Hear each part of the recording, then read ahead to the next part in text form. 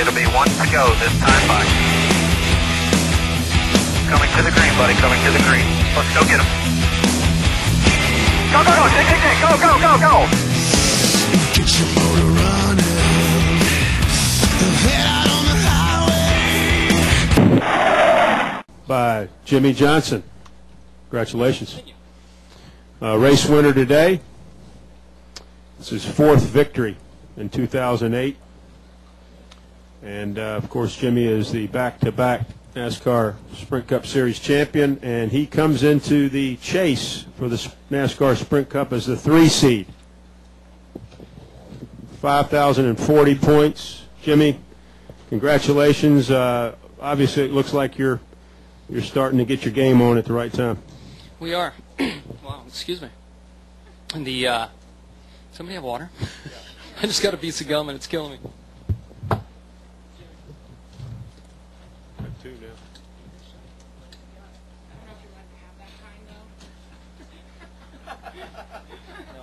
Put it in Kyle's seat. Try that. That's not any better. Okay, maybe I'm hot. Don't throw it at me, please. Jenna, help me out. Very, very happy with the performance today. Great fight throughout the entire day.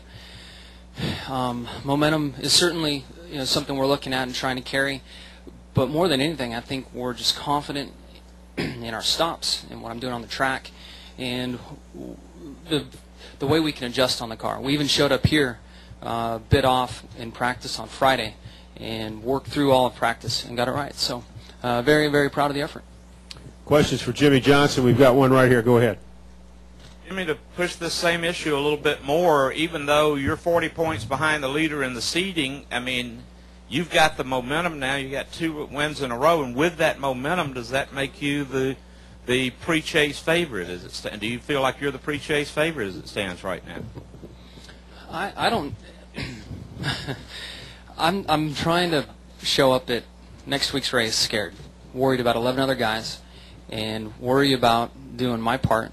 And the thing, like I said a minute ago, is I have confidence in what my abilities are, what my team's capable of, and the packages that we've put together in the last 5 or 6 months. Short track, big track, all of it. So I just, there's a lot of cars, and when you re-rack this thing with 10 to go, and you look at Gibbs Racing, you look at Roush, you look at what we got at Hendrick with the 88 and the 24 got in. RCR's got some good cars. You just never know what's going to happen. So I want to show up next week worried about all 11 of them and just do my job. We're also pleased to be joined by our #1 seed leading into New Hampshire in the chase for the NASCAR Sprint Cup. That's Kyle Busch, 5,080 points. Kyle, you certainly took advantage of those wins this year. Your thoughts starting out as the top seed? It's a lot better to be at the top than it is down at the bottom, so that makes it look a lot prettier from our seat.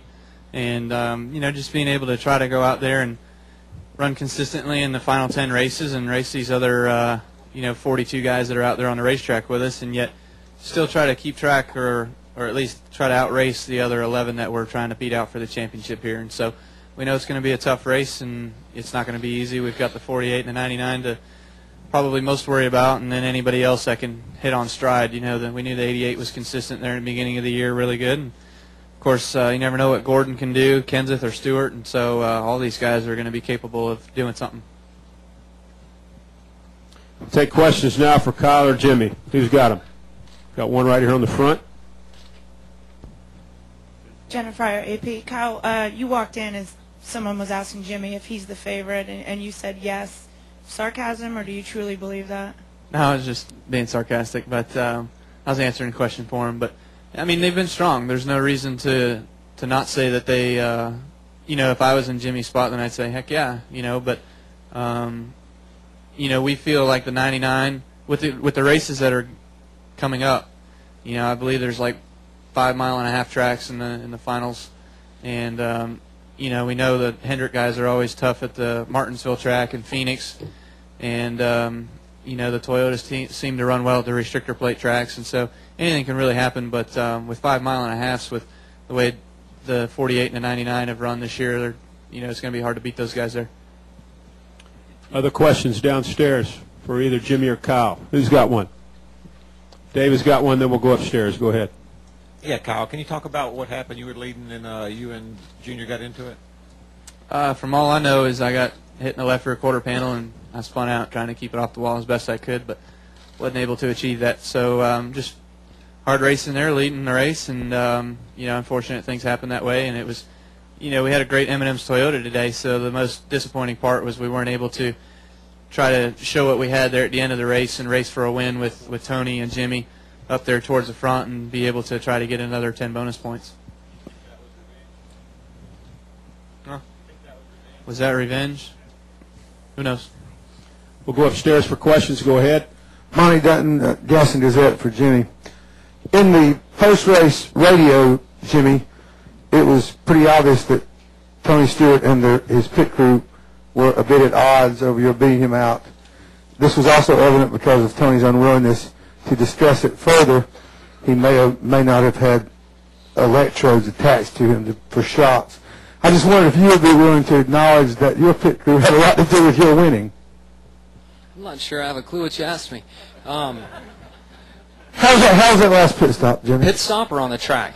I mean, how important, how crucial to the win, how crucial to holding him off was getting out of the pit stops, pit head of it. Gotcha. It was everything. Track position, regardless of where we go, is important. And I could, he got to me, but I could kind of run the top and keep him pinned down on the bottom and let him beat up his tires. So at the end, track position was a big part of it. Go upstairs for another question. Go ahead. Lee Spencer, Fox Sports. Kyle, were you aware that Junior was back there in the quarter panel, and at any time before the race did you discuss the possibility that this might happen? Yeah, I knew he was back there. I knew he was on the on my quarter panel, but I tried to make sure that I was leaving enough room down there, so if there was a chance for a mistake that he had enough room to gather it back up. But unfortunately, there wasn't enough room there, and we got together, and no, there was no discussion of that before the race. Stay upstairs for another one. Go ahead. David Poole, Sharp Observer. Jimmie, for that, for this to be a race that the only thing that mattered was 10 bonus points, you and Tony kind of got after it there at the end. Was that fun? I mean, obviously that's the kind of stuff that the fans will go home talking about. 10 laps with two guys that have won championships going side by side. That's pretty good. I loved it. Earlier in the race, Tony and I raced really hard for the lead as well.